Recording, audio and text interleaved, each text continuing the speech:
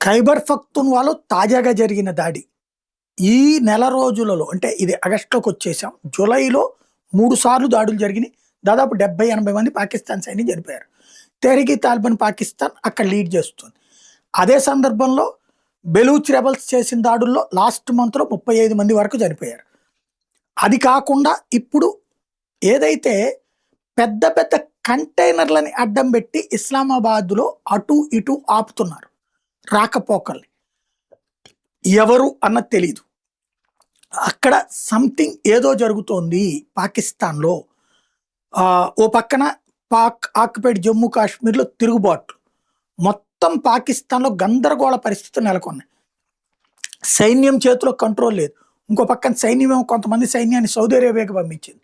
ఈ గ్రౌండ్ లెవెల్‌లో పనిచేసే వాళ్ళ సంఖ్య తగ్గింది.